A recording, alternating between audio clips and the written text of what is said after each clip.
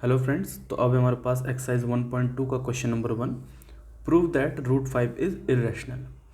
यहाँ पे भी हम कॉन्ट्रडिक्शन मेथड का यूज़ करेंगे जैसा कि थ्योरम 1.3 में किया था। सबसे पहले हम लिखेंगे let us assume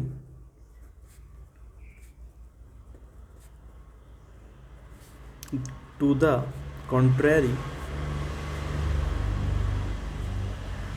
that root 5 is rational।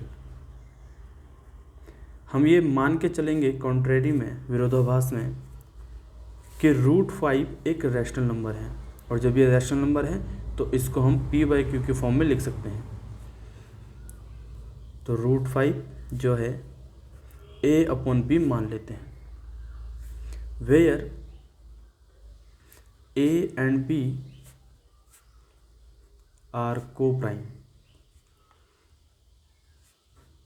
ठीक, क्योंकि रैशनल नंबर को प्राइम ही होते हैं, अगर नहीं होते तो हम उसको को प्राइम बना लेते हैं। जैसे एग्जांपल के लिए 2/6 एक ये है रैशनल नंबर है, तो इसको हम लोएस्ट टर्म में लाएंगे, 1/3 हो जाएगा।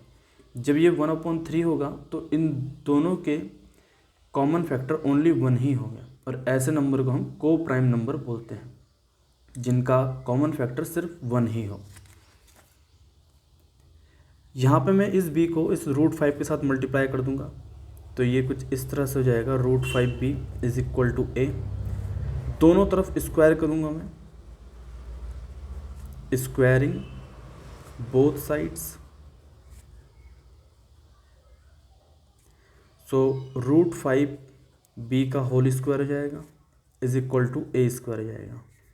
रूट 5 का स्क्वायर 5, b का square b square and a का स्क्वायर a स्क्वायर।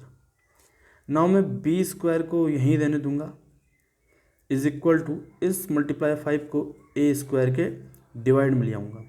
इसका मतलब ये है कि a स्क्वायर को 5 डिवाइड कर रहा है। थ्योरम 1.2 से रिलेटेड है ये, कि अगर a square is divisible by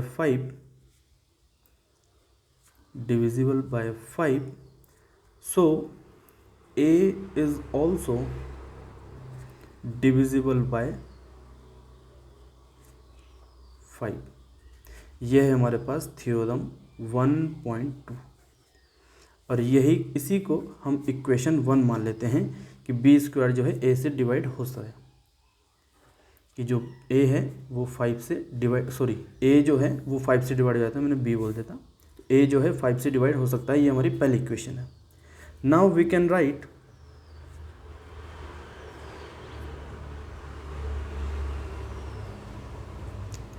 जब a जो है 5 से डिवाइड हो सकता है, तो डिवाइड होने का मतलब ये है कि वो पूरा पूरा डिवाइड होगा, ऐसे नहीं कि डेसिमल में आएगा नंबर। क्वेश्चन जो है एक इंटीजर होगा, कुछ भी आ सकता है क्वेश्चन, तो मान लेते हैं c होगा वो। तो हम यहाँ पे मान लेते हैं कि where c is a integer, where c is an integer. इस 5 को मैं c के साथ मल्टीप्लाई कर दूंगा, a is equal to 5c। Now यहाँ पे मैं a की वैल्यू ये पुट करूँगा, a is equal to root 5b, तो मैं a की जगह पे रूट 5b लिख दूँगा, is equal to 5c as it is note करूँगा। यहाँ पे मैं दोनों तरफ स्क्वायर करूँगा, squaring both sides, root 5b का whole square is equal to 5c का होल स्क्वायर, एंड रूट 5 का स्क्वायर 5 होगा, b का स्क्वायर b स्क्वायर, 5 का स्क्वायर 25, c का स्क्वायर c स्क्वायर। 5 1 जा 5, 5 5 जा 25, तो यहाँ पे तो b स्क्वायर रह गया, यहाँ पे 5c स्क्वायर रह गया। मैं इस 5 को इस तरफ ले आऊँगा, यहाँ पे b square upon 5 is equal to c square. यहाँ पे भी वही कंडीशन बन रही है जो यहाँ बन रही थी a स्क्वायर बाई 5 में, कि जो b स्क्वायर है वो 5 से डिविजिबल हो पा रहा है। तो यहाँ पे लिखेंगे b square is divisible by 5 divisible by 5, hence b is also divisible by 5, और यही है हमारी थ्योरम 1.2। और जब b 5 से डिवाइड हो रहा है तो ये हमारी सेकंड इक्वेशन बन गई। हम इसको लिख सकते हैं कि b 5 से डिवाइड हो पा रहा है पूरा। और हमने पहले क्या फाइंड किया था कि a भी 5 से डिवाइड हो रहा है। तो जब a भी 5 से डिवाइड हो रहा है और b भी 5 से डिवाइड हो रहा है तो इसका मतलब a एंड b का कॉमन फैक्टर 5 होगा। और 5 अगर किसी का कॉमन फैक्टर हो गया, 1 के अलावा कोई और कॉमन फैक्टर हो गया, तो ये दोनों नंबर को प्राइम नहीं होंगे। तो यहीं पे ये कॉन्ट्रडिक्शन अराइज हो गया। तो इसी को हम लैंग्वेज में लिखेंगे,